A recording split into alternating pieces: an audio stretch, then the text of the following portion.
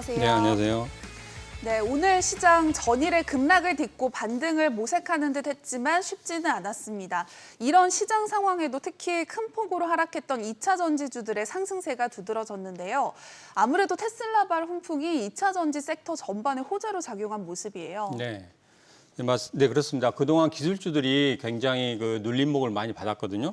어제는 그래도 전반적인 시장의 지표들이 상당히 좋게 나오면서 일시적으로 반등하는 그런 모습을 보였습니다. 그래서 지금 테슬라 같은 경우에는 뉴욕 증시가 반등함에 따라서 5% 정도 급등하는 그런 흐름을 보였습니다. 그래서 주춤했던 2차 전지주들이 일제히 반등하는 그런 흐름을 보이고 있었거든요. 네. 그러나 아직은 대외적인 상황이 좀 불안하고 그리고 바닥을 만들고 반등하는 그런 신호가 아직 나오고 있지 않기 때문에 지금 같은 경우에는 단기적인 트레이딩으로만 접근하시고 그리고 보유하신 분들은 조금 더 인내가 필요한 구간이 되지 않을까 그렇게 생각하고 있습니다. 네, 단기적으로 접근하라는 말씀을 해주셨는데요. 오늘 2차 전지주의 반등 속에서 특히 코스모화학 주가가 급등세를 보여줬습니다. 단순한 기술적 반등으로 봐야 되는 걸지 좀 앞으로의 전망과 대응 전략도 전해주시죠. 결론부터 말씀드리면 단기적인 기술적인 반등으로 보시는 게 맞을 것 같습니다. 제일 중요한 게 수급인데요. 현재 코스모화학의 수급을 좀 보면은 이렇다 할 매수 주체가 없습니다. 코스모화학이 지난 2월 달에 보면은 상승을 막 시작했을 때 그때 외국인 매수세가 상당히 강하게 들어왔거든요. 네. 그런 다음에 1차 상승을 하고 그다음에 4월 달, 3월 말부터 4월 달에 다시 한번 외국인 매수세가 들어왔습니다. 그다음에 2차 상승을 한 후에 계속적으로 하락하는 모습을 보였거든요. 그래서 지금 현재 보면은 외국인의 매수세가 약간 보이기 시작하지만 아직까지는 강하게 밀어 올릴 수 있는 그런 흐름은 나타나지 않을 것 같아요. 이렇게 보이는 우리가 확인하는 수급을 반드시 체크하시면서 대응하시면 될 것 같고요. 현 구간에서 보유하신 분들은 지난 2월 16일 날 장대 양봉이 생겼거든요. 장대 양봉의 종가인 33,500원, 33,500원이 여기에서 다시 한번 이 주가가 전체적으로 밀리더라도 이 33,500원만 지킨다고 하면은 다시 한번 여기에서 비중을 좀 확대하시는 게 좋은 전략이라고 생각합니다. 네, 올해 국내 증시 상승을 이끌었던 2차 전지주가 조정의 늪에서 좀처럼 헤어나오지 못하고 있습니다. 하지만 오히려 지금을 저가 매수 기회로 바라보시는 분들도 많으실 것 같은데요. 2차 전지 섹터 속에서도 옥석 가리기가 참 중요해 보입니다. 혹시 가장 눈여겨보는 최선호주가 있다면 어떤 게 있을까요?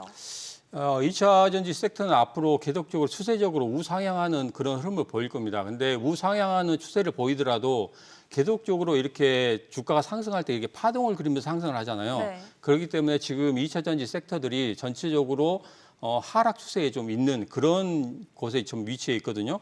그렇기 때문에 최근 수급이라든지 차트의 흐름을 봐서는 다시 한번 반등하기에는 조금 더 기다려야 되는 그런 구간이 아닌가 이런 생각을 하고 있습니다. 자, 그래서 제가 지금 단기적으로 좀 보고 있는 종목이 금양이거든요. 금양이요? 금양 네네. 좀 다른 게 있나요?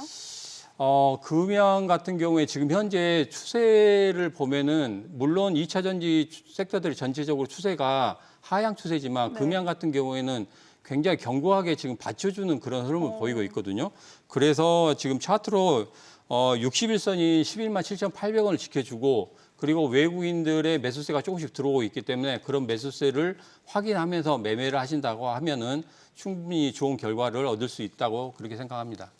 네, 참고하시기 바라고요. 2차 전지주에 대한 정확한 진단과 분석이 궁금하신 분들은 카카오톡 채널에서 백발백중 목요일을 검색한 후 친구 추가해서 만나보시기 바랍니다. 자, 그리고 오늘 2차 전지주와 함께 주류 관련주들의 상승세도 눈에 띄었습니다. 우유값에 이어서 맥주값까지 인상된다는 소식이 전해졌는데요.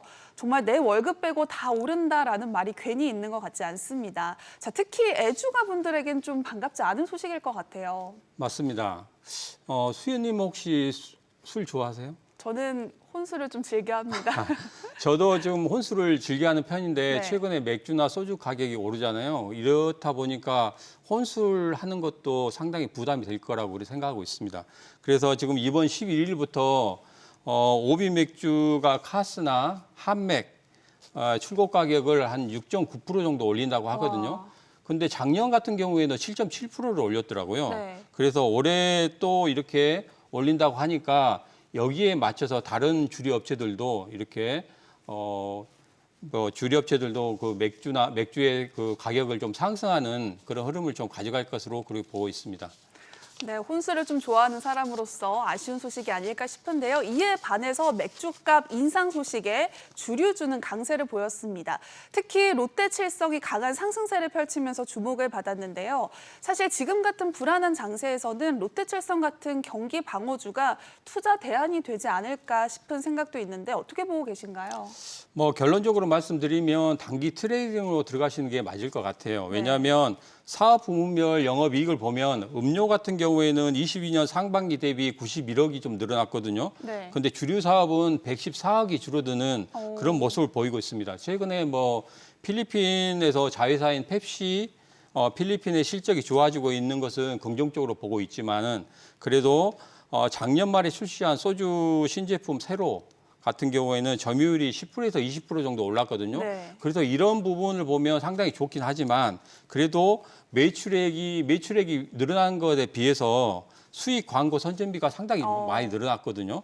그리고 또 신동빈 회장이 사내이사로 또 들어오는 그런 흐름을 볼 때 신동빈 사내이사 같은 경우에는 상당히 그 점유율을 중요시하는 분이시더라고요. 네. 그래서 당분간은 주류 부분에서 이 점유율을 뺏기지 않기 위해서 광고 선전비를 상당히 늘릴 거라고 우리 생각하고 있습니다. 그래서 당분간 그 광고 선전비의 출혈은 주가의 발목을 잡지 않을까 이렇게 생각하고 있거든요. 그래서 현재 차트 흐름을 보더라도 아직 확실한 반등을 보이고 있지 않기 때문에 단기적인 트레이딩으로 접근하시면 좋을 것 같습니다. 네, 2차 전지주와 주류 관련주 이야기 나눠봤는데요. 신종섭 대표님의 의견 참고하시기 바라고요.